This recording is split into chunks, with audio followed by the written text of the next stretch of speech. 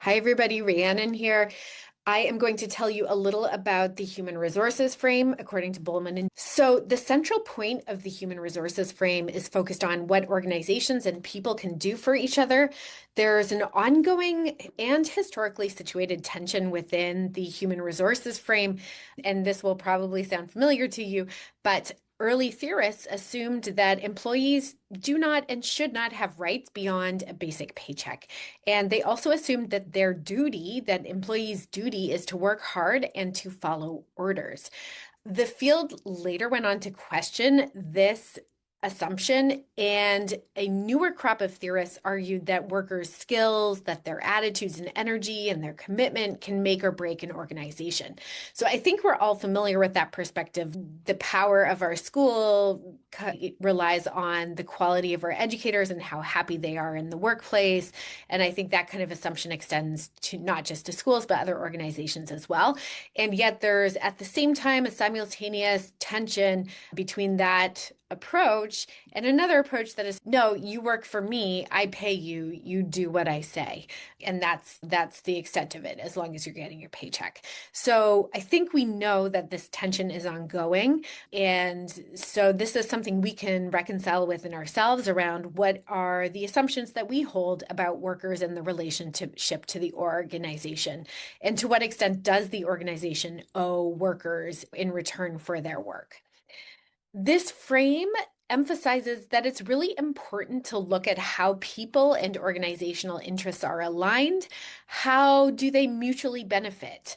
And also, how can we maximize the ways in which they mutually benefit? So, what I mean by that is workers, what are the ways in which they benefit the organization? And I think that's oftentimes sort of the emphasis that we hear from our employees. But there's also the question of, well, how are you as an organization benefiting me as a worker or a person? So there's this reciprocal process and reciprocal relationship here. Now, Bolman and Deal also talk about how there are needs that vary from person to person, and yet there are also patterns in human needs. They talk about how Maslow's hierarchy points to a range of needs, starting from the physiological needs that we have, a need for safety, a need for love and belonging, need for esteem, need for self-actualization. You can see that in the Bolman and Deal text, there is the triangle, Maslow's triangle, that identifies those things.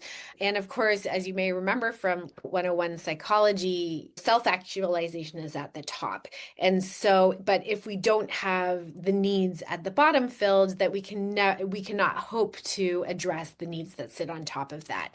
So when we think about the workplace, is there a sense of safety, for example? And if there is not a sense of safety for workers, then it's very difficult to address things like love and belonging, esteem, or self-actualization. So we can apply this sort of framework to thinking about schools.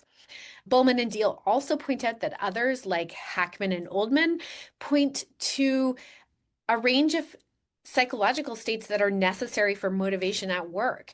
So Hackman and Oldman talk about how workers need to feel a sense of meaningfulness, that what they're doing means something, that it has impact beyond themselves. They also emphasize that workers need to feel a sense of responsibility for the outcomes of their work. So it's not just that they're sort of contributing to something and then it's out of their hands and they have no responsibility for what is produced. So they really emphasize that there's a responsibility for outcome. And then they also talk about the knowledge of the results of work.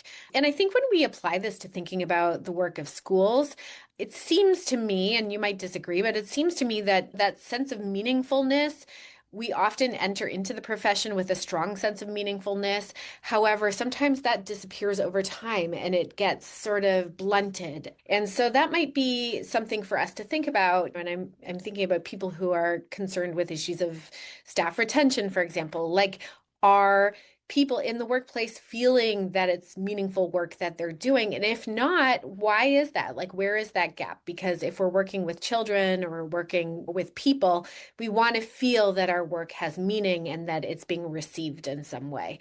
And I think a sense of responsibility for the outcomes of work in my take, I think teachers often feel we feel a very strong responsibility for the outcomes of our work. So it seems to me, and you could disagree, that that is not necessarily an issue. But then there's the issue of the knowledge of the results. So, do we know what actually happens to students that we work with? Do we know the effect? Because that can also, it seems to me, give a sense of meaningfulness, right? If we know the impact that we have on others. So, there's a great table in the Bolman and Deal text. I think it might be 6.1 that outlines different models for motivation at work. And I think that's a really useful table for you all. In terms of psychic needs, there is also a really strong need to feel like one belongs and enjoys the work environment. And this kind of sense of enjoyment and belonging can minimize stress and it can help one feel valued.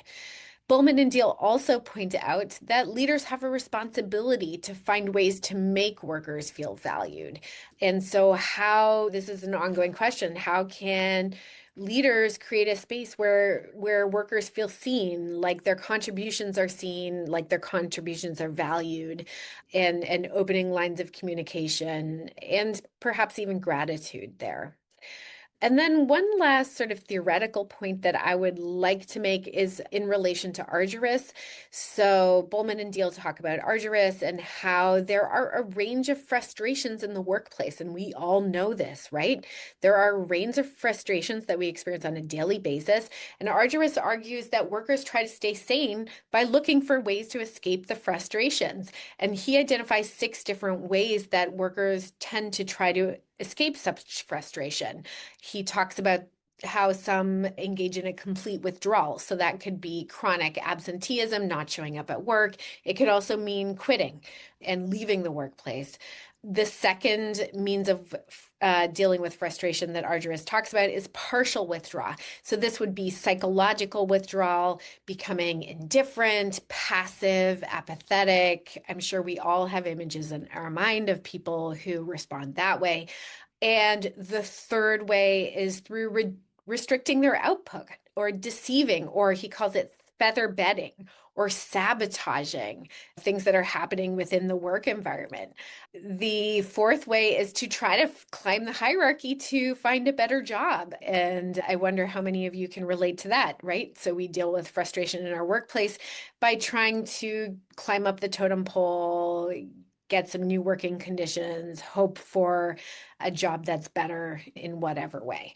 And then the fifth way he discusses is form alliances to redress power imbalances. So that might be through the union. We form alliances through the union in order to push back, or in more informal networks, right? We build these networks of people who have similar critiques and frustrations, and we form alliances in ways that help us to resist and respond to some of these frustrations. And then the final one that he talks about is how a way to cope with frustration is for teaching one's own kids to believe that work itself is unrewarding and that their hopes for advancement are slim. And so in that sense, I mean, I interpret that to mean that they're sort of padding the expectations of children so that children don't go into the workplace with high expectations for what they hope to achieve through work. So I hope some of those are interesting to you and get you thinking about your own problem. I'm sure you have ideas about when you have not felt valued in your workplace and the things that took place to make you feel that way. And I think it's certainly worth reflecting upon that, as well as perspective taking in terms of thinking about your own problem statements. So, who might be feeling what, and how might those feelings impact the ways that they're responding to whatever the problem is at hand? I do want to get at what one other piece, which is around Pink's notion of 3 drives for motivation at work, because I think this can be helpful. So he talks about 3 different, so autonomy, mastery, and purpose as being drives for motivation. And I think these can offer us some clues at what we can do in order to address issues in the human resources frame. So autonomy, are there ways that we can increase our control, our feeling of control over work? And if there are ways to do that, how might we do that? Another one is mastery. Are there ways to create opportunity for workers to feel like they are getting better at what they do? So there's a sense of not just mastery, but also pride in that mastery. And then a sense of purpose so that workers can feel like they're part of something bigger than themselves, feel like they're contributing to something. So all of these, again, are things that we can reflect on. And I strongly encourage you to think through which of these spoke to you. You can take a look at the text for more information, and it spells it out in more detail there.